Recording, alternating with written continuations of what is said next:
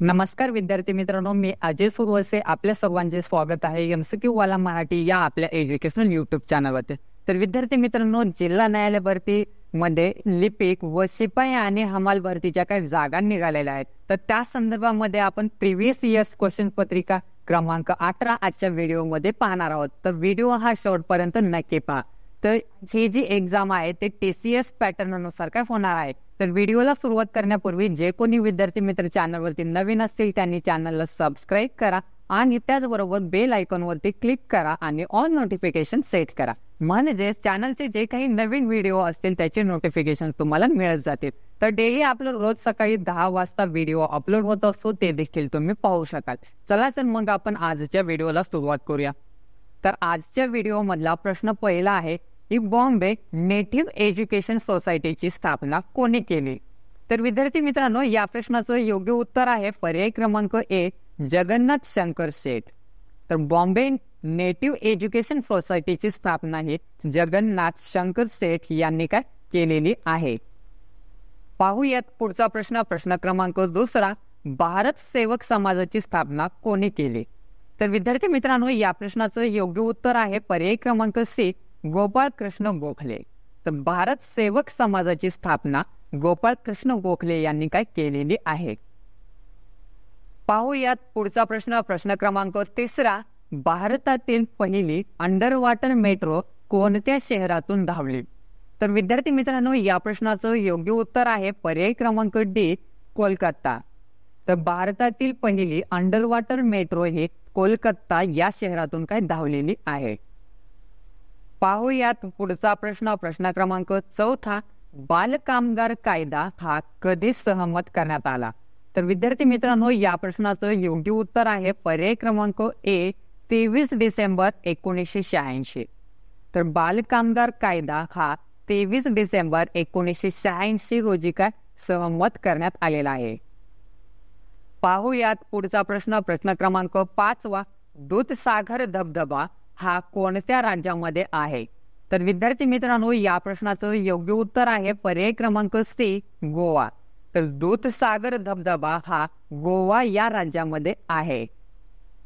पाहूयात पुढचा प्रश्न, प्रश्न क्रमांक 6वा, विद्यापीठ कायदा कोणत्या कमिशनच्या शिफारसीवर आधारित आहे। तर विद्यार्थी मित्रांनो, या प्रश्नाचं योग्य उत्तर आहे पर्याय क्रमांक सी, रॅली कमिशन। तर विद्यापीठ कायदा हा रॅली कमिशनच्या काय शिफारसीवर आधारित आहे। पाहूयात पुढचा प्रश्न, प्रश्न क्रमांक 7वा, युगंधर या कादंबरीचे लेखक कोण आहेत।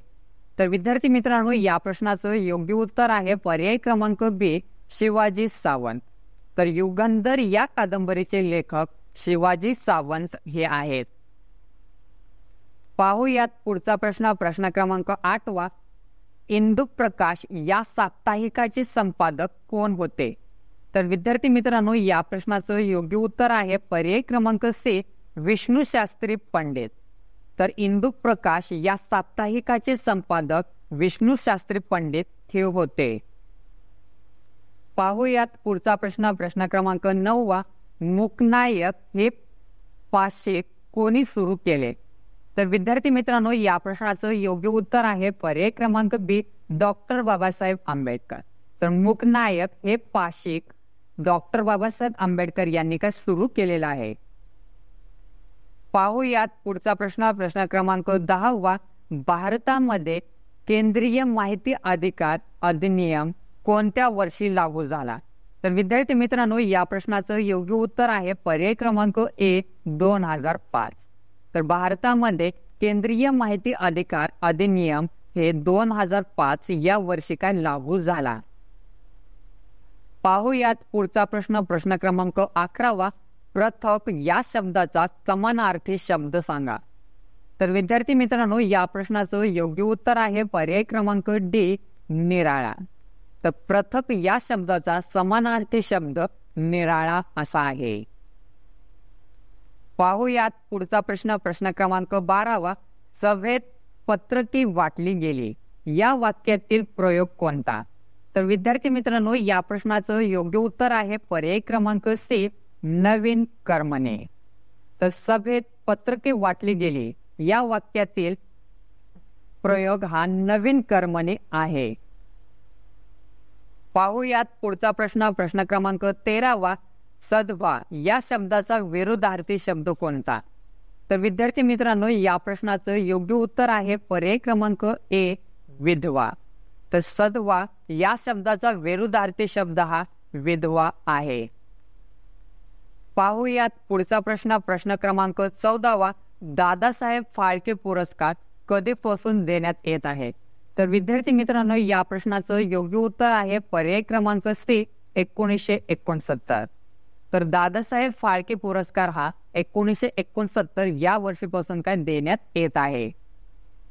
पाहूयात पुढचा प्रश्न. प्रश्न क्रमांक 15वा आणि या व्हिडिओ मधला शेवटचा प्रश्न.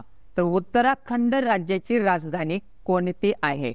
तर विद्यार्थी मित्रांनो, या प्रश्नाचं योग्य उत्तर आहे पर्याय क्रमांक डी, डेहराडून. तर उत्तराखंड राज्याची राजधानी डेहराडून आहे.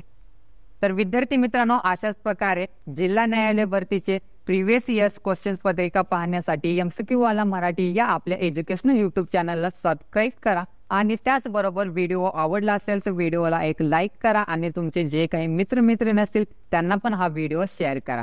जर तुम्हाला काही मला सुचवायचं असेल तर बिंदासपणे मला कमेंट बॉक्समध्ये कमेंट करून सांगू शकता. तर ठीक आहे, उद्या भेटू आपण सकाळी 10 वाजता. तोपर्यंत धन्यवाद. जय हिंद, जय महाराष्ट्र.